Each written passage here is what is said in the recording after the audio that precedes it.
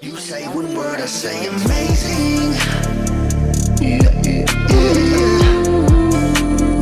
You say one word, I say amazing. Yeah.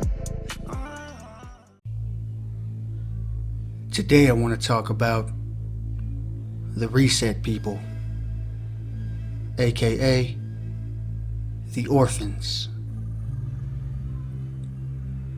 One of the earliest, most well-known, and indeed bizarre cases of people appearing out of nowhere occurred in the mid-12th century,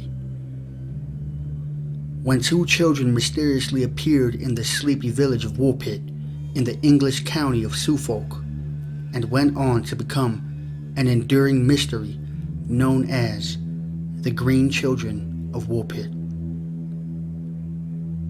Allegedly one day, two young children, a boy and a girl, suddenly and inexplicably emerged from a deep pit used for trapping the wolves that terrorized the region in those days. If this wasn't already odd enough, it immediately became apparent that these were no ordinary children, as they both reportedly had skin that was tinted green and were dressed in strange, unfamiliar clothing made from an unusual fabric that no one recognized. The children seemed to be more or less healthy, but somewhat dazed and confused. And when villagers tried to speak to them, they spoke strange, unintelligible language that no one had ever heard before.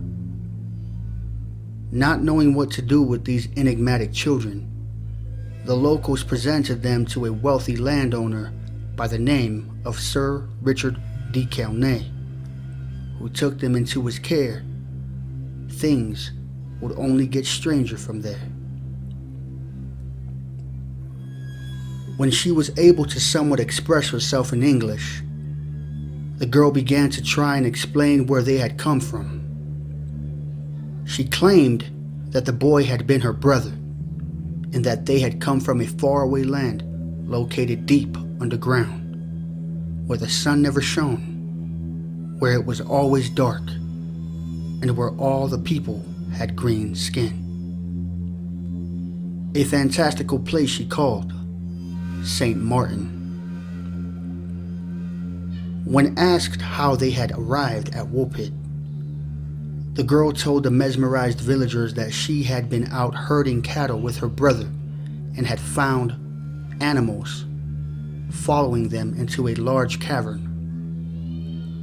As they plunged deeper into the cavern, the girl claimed that they had heard a strange sound like bells, which they followed into the uncharted blackness, becoming more and more disoriented until there was a sudden bright shaft of light that had pierced through the gloom and hurt their eyes.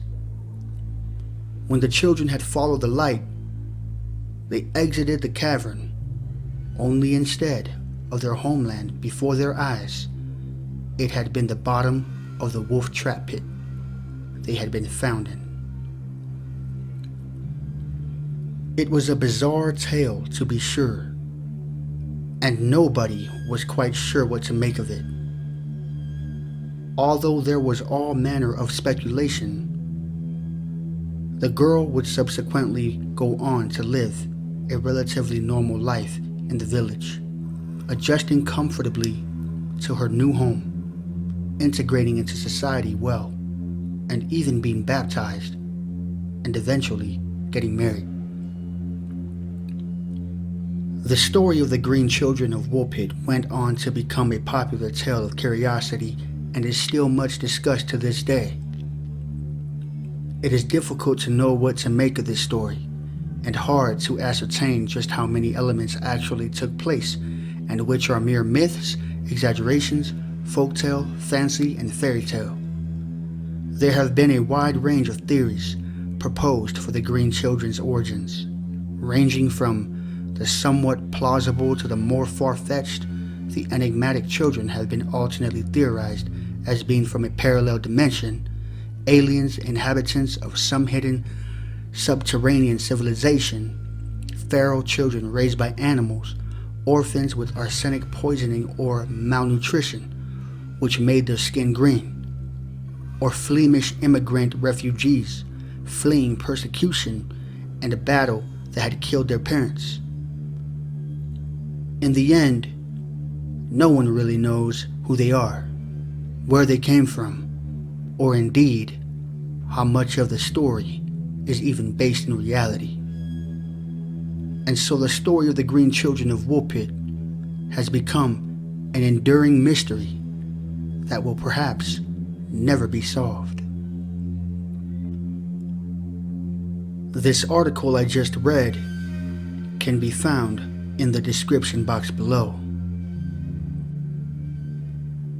The Green Man, a human-like creature adorned with leaves, vines, and flowers, appears in depictions dating back to before the Roman Empire. Although his image appears in many cultures, he's commonly associated with Celtic society. Using his image conveys major growth and rebirth, with the children being green and coming from a strange world of perpetual twilight. It's not a big leap to assume they are fairies or other magical creatures. Their arrival, acceptance into the town, and baptism may represent the transition of people moving from old beliefs and transitions into a Christian life. Surprisingly, the beans are also very important. The Roman tradition of giving beans or peas to the spirits of the dead was adopted by Britons and was widely practiced in medieval English. The story of children only eating beans associated with death, and upon being given bread props, meaning the Eucharist, their health and color is restored, and playing that being baptized and accepted into this Christian village brought them back from an eternity of damnation. Remember, a priest first wrote the story, and then another priest wrote it again. So how can I discern and prove that this story is in fact true? The answer is, I can't. But I can take what does make sense and adds up with my other researches and discoveries. However, I do know that it does coincide with the same time frame as the Tartarian kingdom, and that alone is enough for me to continue researching this topic. You know, the beauty of nature is that after all life has perished, nature continues to prevail. And when looking at these amazing discoveries, the buildings that are still standing after the reset people, and etc., it just tells me that life is nothing but a glimpse. And all I can do is glimpse back. Anyways, that's it for today, folks. Until next time, on Kingdom Within. You can change it in a nick of time, even if you decide to leave the stars behind. You say one word, I say amazing.